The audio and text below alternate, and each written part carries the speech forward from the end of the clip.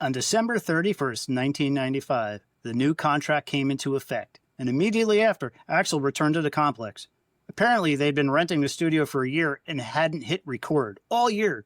It cost $3,000 a day. But now, they were all moving in. Wow, that's a lot of money. It So is. let me think. So $3,000 a day. So that is approximately like $90,000 a year to rent that space. That is a lot of money for a space to go completely unused for all that time. Wow. Yep.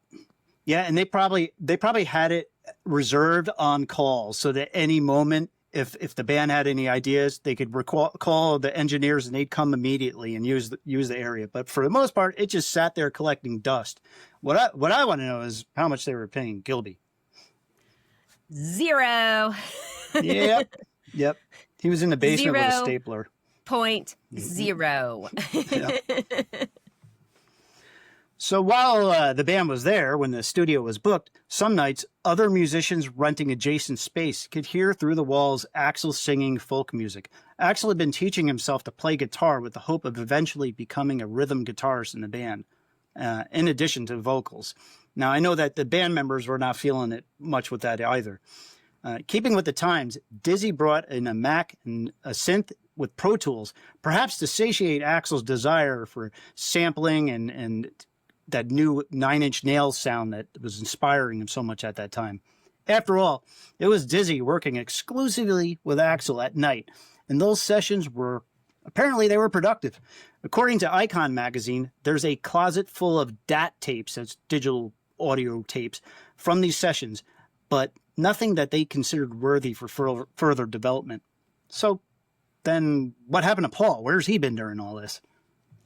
I don't know. And I kind of think Axl's voice would have lended itself well to that industrial sound. I think even though it wouldn't have been Guns N' Roses, I think that could have mixed well. It would have been interesting to hear some of that. And, well, maybe someday we will. Who knows? Yep. Perhaps we can say that things at that time appeared optimistic. They'd gotten off to a good start, so naturally, Axl Rose did an Axl Rose. And along comes Paul. Here he is. He's back. There he is. Yep. Axl brought Paul back into the mix again.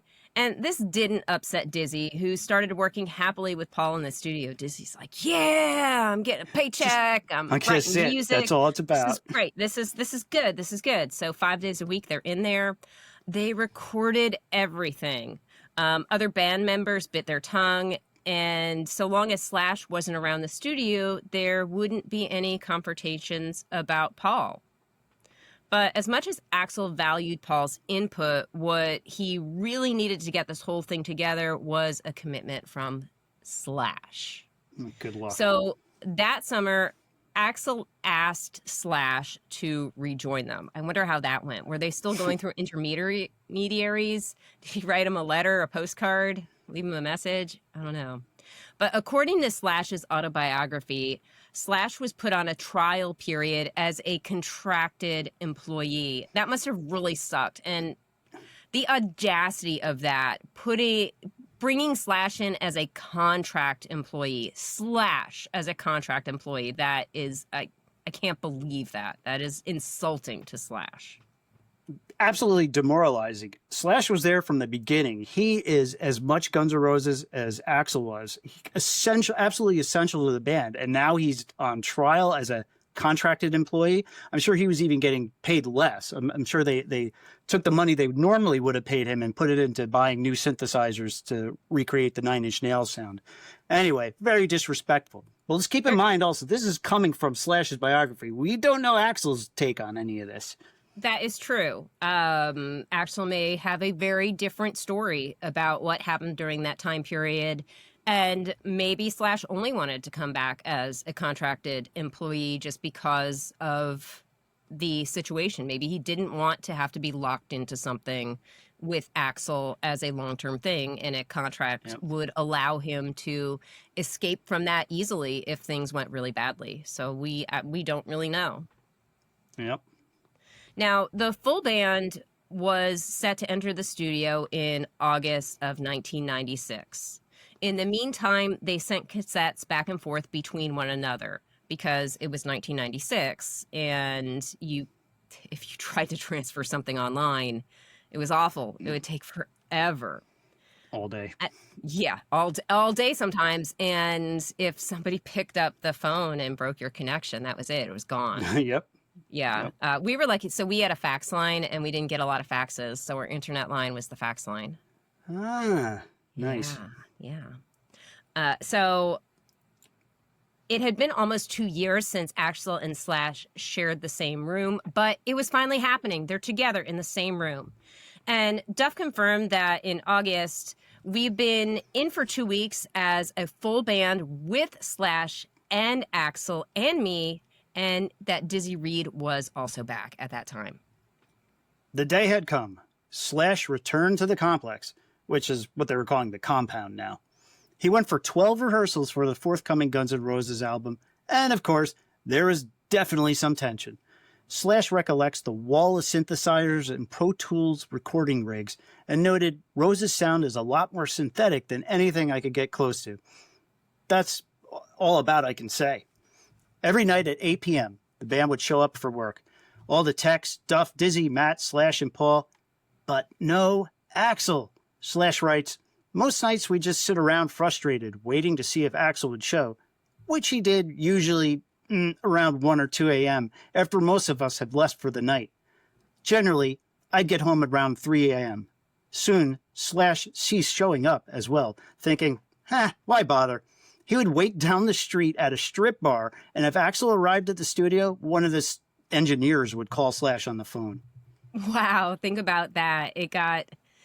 well, that was kind of smart. He was still close by, so he could just rush up there. He was probably having a decent time at the strip bar, having a drink or two, watching the ladies perform. So maybe not an altogether bad night. Definitely much better than sitting alone in a studio with nobody there. But still, wow, that he had to come up with an alternative because of Axl's rudeness. What I want to know is, was Slash on payroll while he was at the strip bar? Was he getting paid for that amount of time? And if so, well, more power to him. Anyway, apparently when Axl was there, he wouldn't sing. So Axl Rose would be in the studio with the band, but not singing. He was writing lyrics. So was this going well or not? It's hard to get an answer. So I keep finding contradictory personal accounts about the quality of these sessions. And one source, Slash, is saying that they were unproductive, and he's completely dismissive about it. Another, he says they were productive. In late September of that year, Slash told Kerrang, the songs are really good, and I have a good vibe about it. I wouldn't want to go out and do a bad Guns N' Roses record. Matt reported that they'd completed 7 songs that are all under 4 minutes long and are working on writing 7 more. He noted it would be for a traditional album of 10 to 12 songs. And Axl also confirmed that there'd be 3 original B-sides. So I really liked B-sides. You don't hear about B-sides a lot now because you're just going in and you're downloading whatever the song is. There's no point. But at the time when singles would be released, you would have one side of the cassette, which would be the mainstream song, and the other side would be this other song that wasn't going to be pushed. It wasn't on the album. It was something new that you hadn't heard yet. And I was so excited about them because some of them were so good, and this was the only way you'd get to hear it, by purchasing the single. Yep. I remember I bought the Paradise City single and the Sweet Child O' Mine single. I couldn't tell you what was on the side Bs, but they were songs that weren't on the albums. And I was like, wow, this is the coolest thing ever. So sometimes they would be really good, and sometimes they would not be so good. So it was a little bit of a disappointment, but you kept chasing that. Well, what if it is good? What if it is good? So it would make you buy those singles. So kind of like a mystery box, right? Yeah. Where you want to get the thing like with the Labubus. The Labubus, they come in their little package, and you're hoping that you're going to get one of the rare ones, or the specific color that you like, and you don't know, and you're all excited, and you get the package, and you open it up, and maybe it's the one you want, but a lot of the time it isn't, so you have to buy more. Dorian, do you even know what a Labubu is? Those are the little dolls, right? That's remember years ago people were getting like elves or gnomes. It was the same thing, right? Well, kind of. They are like little dolls, but people attach them to their handbags and things like that. So the little gnomes, they would just stand there, and these you attach to your handbag.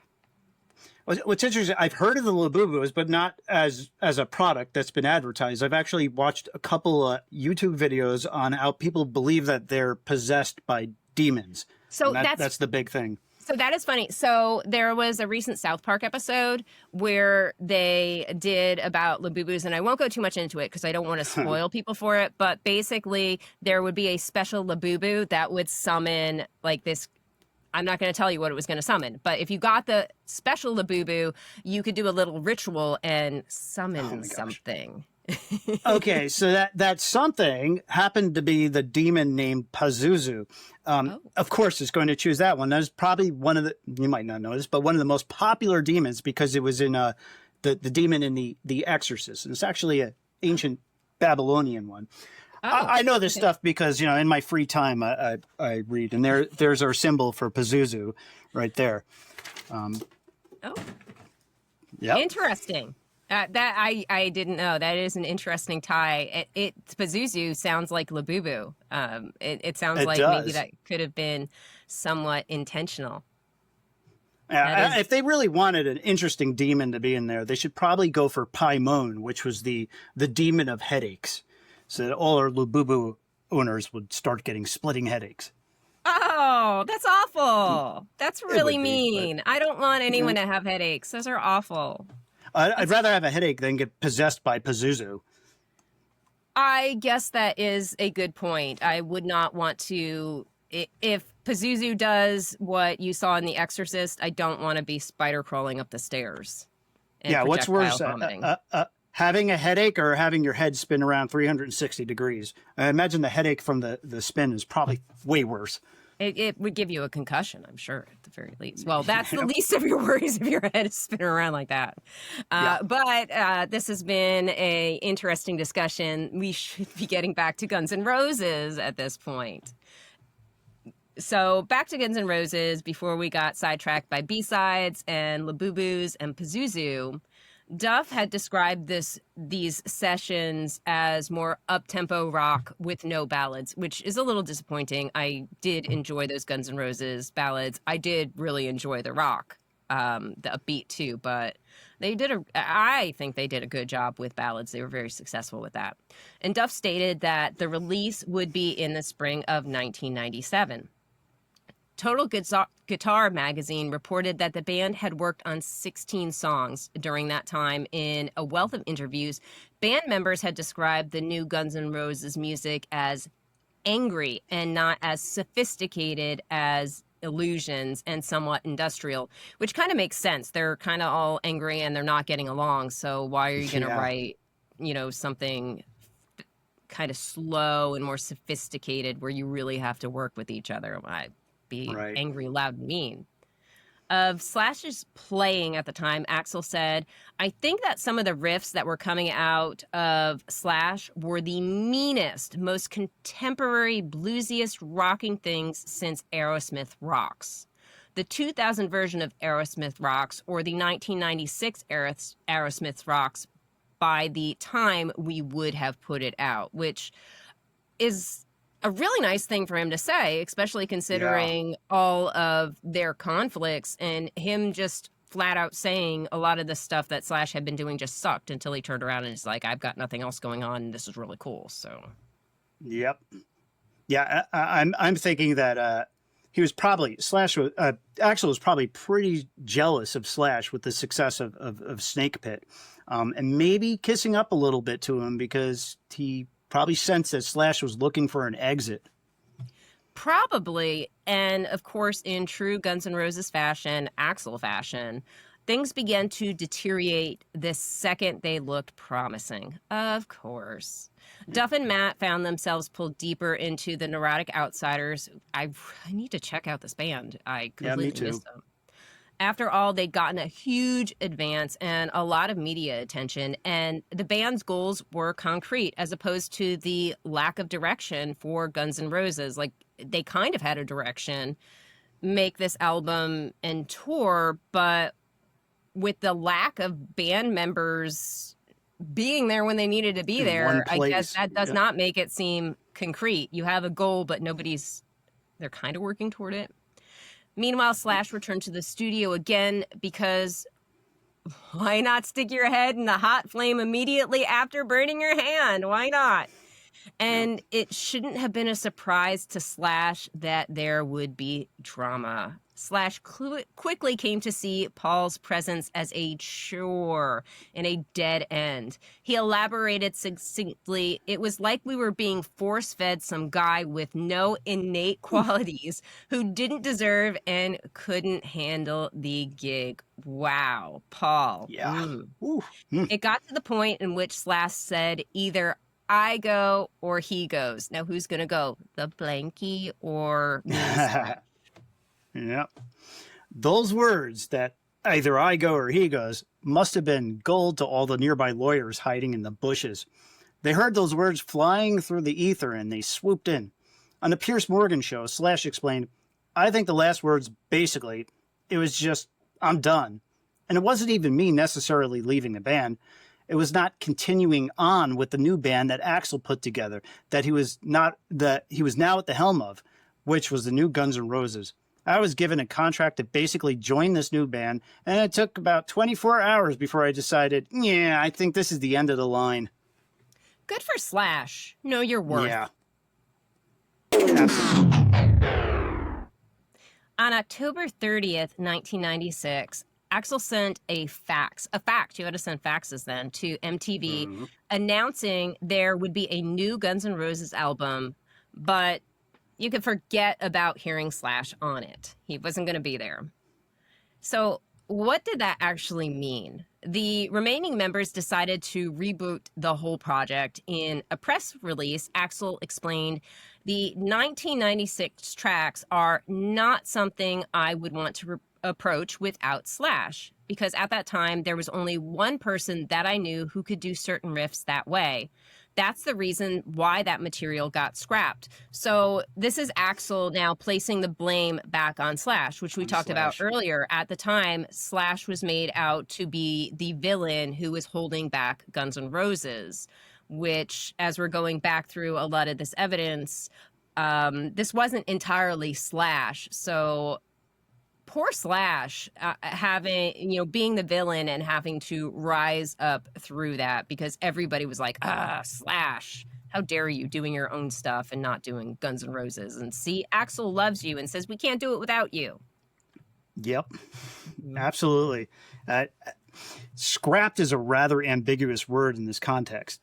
Of course, they didn't just throw all that material away. There are some speculations, some with high degrees of certainty, that many of those songs ended up on Chinese Democracy. That's fair. No one else could really do those songs justice. And they were good. They were great, obviously. So you're trying to do Chinese Democracy. He's trying to do something else. And like we've said before, his side projects, whatever it is he wanted to do, he couldn't bring it together. So he had to fall back on the really good stuff, the really GNR, the stuff that Slash was involved with. So of course he wanted Slash's stuff, because Chinese Democracy was lacking in what he and his new band members could come up with. And I think that what was lacking? Chemistry.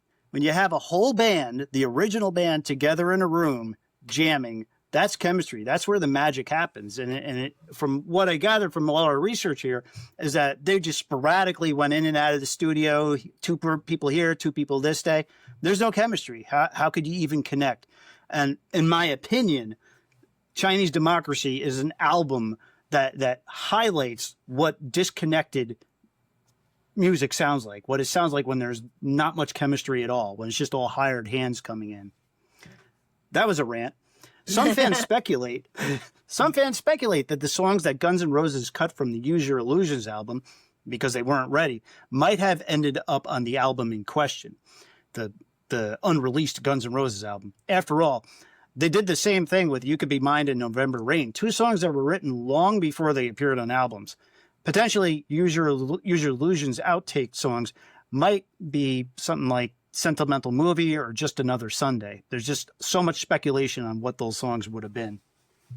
According to Guns and Revolution, Zakk Wylde himself maintains glimpses of his tenure with Guns N' Roses can be heard on Rose Petal Garden from the Black Label Society album Sonic Brew. Songs from that era had a strong possibility of being intended for the next Guns N' Roses album, which include Dime Store Rock by Slash's Snake Pit, IRS, which was co-written by Paul and Axl, and like we just said, Rose Petal Garden. Interesting title, Rose Petal Garden, from the Zakk Wylde and Slash sessions. Some songs from Duff's solo album Down by the Ocean, including Believe in Me, which featured Slash. Duff has confirmed that some of those songs were originally meant for Guns N' Roses. Fall to Pieces by Velvet Revolver, which Axl had rejected, and Cather in the Rye by Hugh G and Axl. Then there was This I Love by Axl. The original recording for This I Love was in 1994, and fans speculated that this might have been the next November Rain, one of those big ballad songs you were talking about a moment ago. However, other fans point out this song would have sounded horribly outdated in 1996 when post-grunge and pop-punk were in style. So now that we know the history of the lost music, let's put this all together. There are tons of recordings from this era. From all the interviews and accounts we've gathered, here's what we know for sure about what was recorded. So what we can see here is the proportion of Guns N' Roses album sales worldwide, which is just an approximate. And we can see where Appetite has the biggest slice of our pie. If you combine Use Your Illusion 1 and 2, you can see that they are clearly the largest portions. So this is their overall recordings: Chinese Democracy, Spaghetti Incident, and GNR Lies. I'm really surprised to see only 11% there with Lies. My anecdotal memory is the day that came out, everyone I knew rushed to the record store to get it. I mean, people were listening to it in the car ride back to school. I was a huge album in my memory.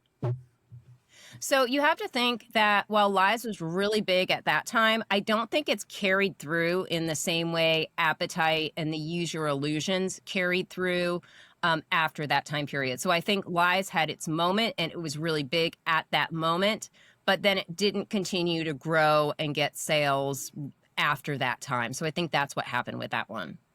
That makes a lot of sense. It seems to have suffered the same fate as the Spaghetti Incident. And I always felt the Spaghetti Incident was a holdover album, like something to satiate our appetite, literally, until they make their next big studio album. And Lies was kind of in the same category.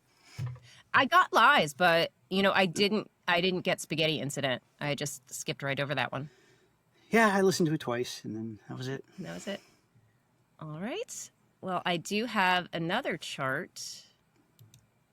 So what we have here is unreleased Guns N' Roses material by era, supposedly, from all accounts that we were able to find. And you can see with Appetite, there was a small amount of holdovers. We can see that with the Use Your Illusions, again, much larger amount of material in that 1991 time space. And then we can see for the Lost album that we've been talking about, 31.5%. It's interesting when you look at Chinese Democracy, how much they recorded that was unreleased. But then I guess for Chinese Democracy, would you almost loop in that stuff that Axl was working on with Dizzy? Would that have been more Chinese Democracy rather than Lost album? Or would that be... I'm thinking that the periods that Axl worked with Dizzy while Slash was still in the band.